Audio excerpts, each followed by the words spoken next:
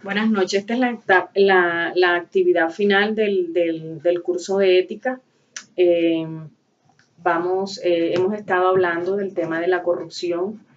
En esta etapa, pues, se nos pide una posible solución en el tema de la corrupción.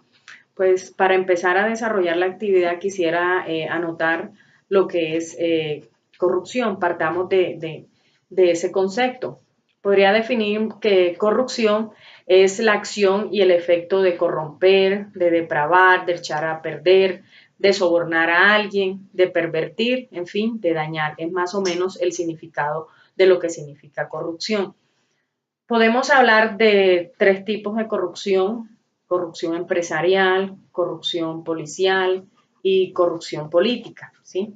Cuando hablamos de corrupción empresarial, nos referimos a los delitos y a las faltas cometidas por una empresa o por personas ligadas a la misma y en su beneficio o de sus propietarios. Cuando hablamos de corrupción policial, es el uso indebido de las atribuciones o los recursos de información con el objeto de tener provecho económico o de otro tipo para sí mismo o para terceras personas. Corrupción política.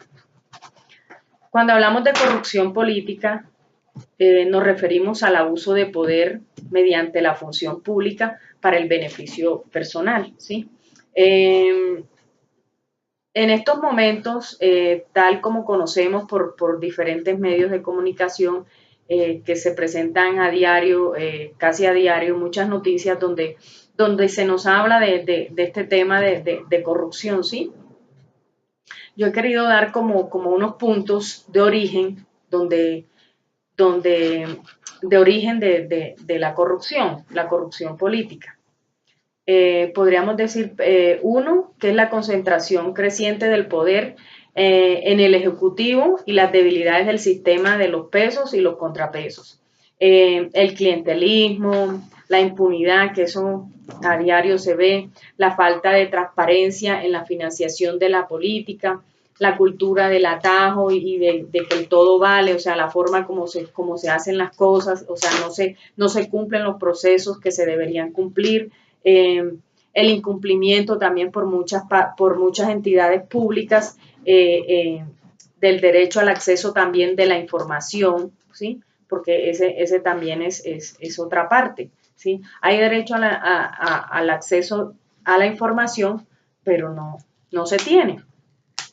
También podemos decir que otro origen serían las fallas en el diseño institucional, estatal e incumplimiento de las normatividad vigentes, ¿sí?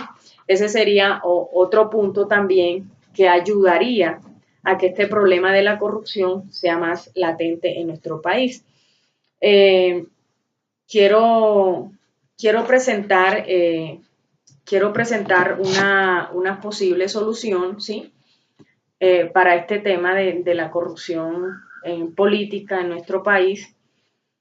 Y yo creo que es necesario contar con parámetros regulados y estandarizados que den mayor transparencia y que además cuenten con mecanismos de control al proceso de contratación. Fortalecer también los equipos de auditoría y control interno de las entidades y aplicar de manera rigurosa a los controles de técnicas responsables de riesgo y apoyar a la cultura de la denuncia, porque realmente no la hay. Son medidas que pueden causar gran impacto, ¿sí? Y que yo creo que es necesario y que urgen ponerlas en práctica. Cuando hablamos de la estandarización de los parámetros en el caso de la contratación, que ese sería pues como el primer punto, para la posible solución, y sí, la gestión por procesos de uno de los componentes del modelo del gobierno corporativo, que es esencial para el control de la corrupción, ¿sí? En procesos definidos, eficientes, prácticos y de fácil control, que simplifican y dan transparencia a la labor de la entidad, previniendo de manera indirecta la ocurrencia de los delitos financieros, que esto lo vemos muy seguido, el problema del dinero, ¿sí? Hay mucho el amor al dinero.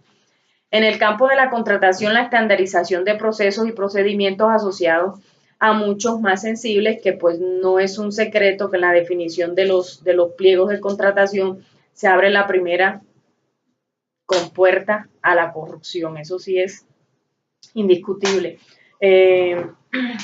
Como segundo punto sería el fortalecimiento de los equipos de auditoría y de control interno.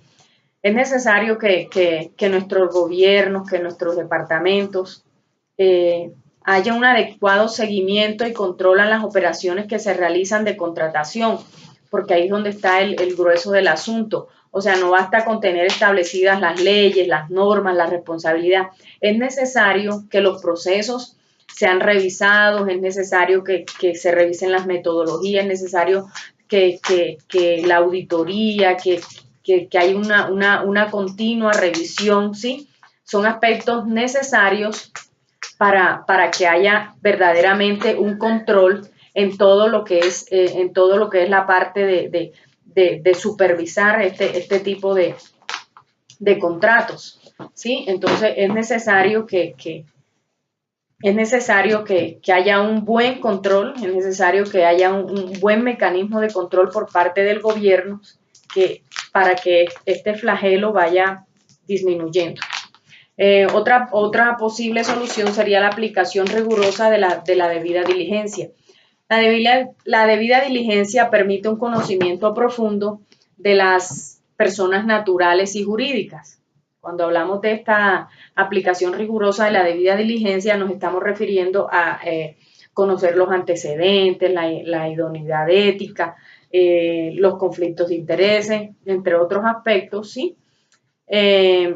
Para que no haya este tipo de problemas.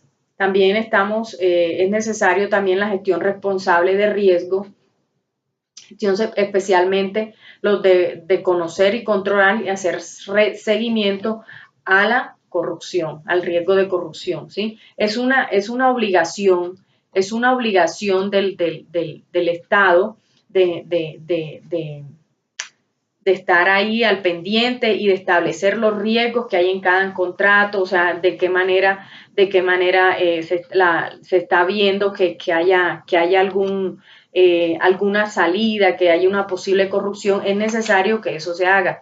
También es necesario también el apoyo a la cultura de la denuncia. Nosotros en nuestro país no tenemos esa cultura de la denuncia. Aquí no se denuncia por temor, no simplemente porque se denuncia y no pasa nada, porque el amigo del amigo y la relación y el político y el que tiene el buen cargo es el amigo, entonces no sucede nada. Entonces por eso en nuestro país no hay una cultura de la denuncia. Entonces es necesario también que haya una cultura de la denuncia. Quiero terminar haciendo énfasis en algo muy importante que yo considero dentro de esto muy valioso, y es la parte de los valores. Si a nuestros cargos no llegan personas con valores, personas responsables, personas que verdaderamente quieran trabajar por el país, personas que verdaderamente lleguen a las instituciones con el ánimo, ¿sí?, de prestar un servicio, de ayudar, de ser diligentes, de poder dar cobertura a esos que necesitan esa cobertura, en nuestro país no hubiesen niños con hambre, no hubiese tanta necesidad como la hay hoy día. ¿Por qué todas esas necesidades? Porque muchos de los dineros que van a cubrir esas necesidades están siendo malgastados por personas que sin valor, sin ética, simplemente piensan en ellos, en su bolsillo y nadie más. Esa es la parte más importante, el poder ser personas con valores, personas íntegras que en verdad quieran trabajar por el bien de esta nación, por el bien de todos. Es necesario para que de verdad haya un mejor país. Muchas gracias.